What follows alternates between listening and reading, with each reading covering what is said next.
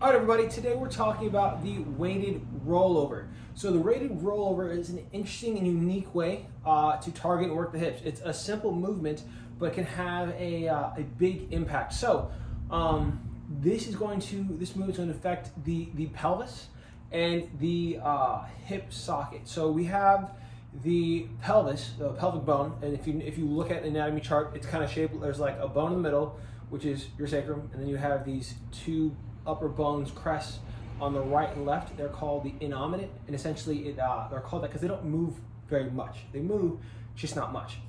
But there's a way to essentially move them in a way and affect them in a way that could better enhance the mobility of the hip socket and translate downwards. So this movement, simple, but allows us to do that. So as you roll over, so I'm not gonna use the weight first, I'm just gonna roll over.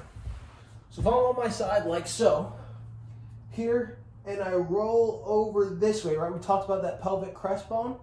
By rolling over and using the ground as a compressive force, it'll push my pelvic crest, or the innominate, inwards into what we call internal rotation here. And now doing so allows better internal rotation of the hip socket, or the ball and socket joint, which is, the hips that we usually talk about. So it allows you to essentially internally rotate the pelvic crest and innominate as well as the hip socket joint. Now as I roll this leg over, this leg, because this side is an internal rotation, this side gets a bias towards external rotation here as I roll over, and then I roll back. Boom. So essentially, once again, on this hip, I'm working my internal rotation, I'm working on my ability to rotate through my core a little bit, as well as external rotation on the top hip. Now, let's add the weight to this goodness. So here. So I'm gonna start almost in a Turkish get-up position. I'm gonna pull my knee towards my chest here. I'm always gonna look at the weight, right? Don't wanna lose my balance.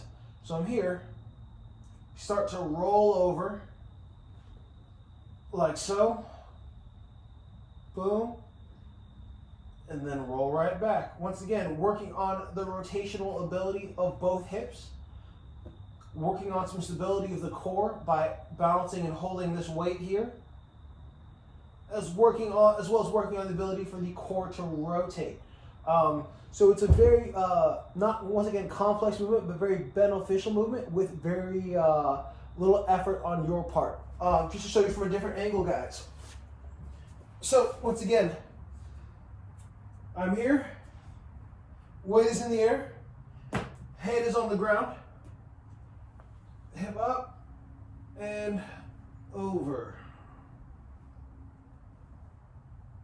Boom, and then right back.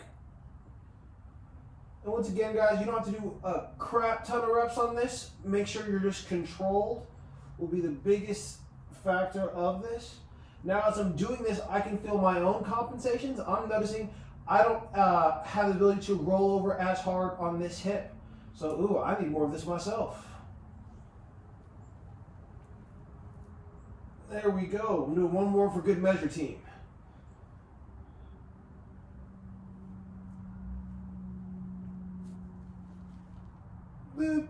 Stay strong. There we go.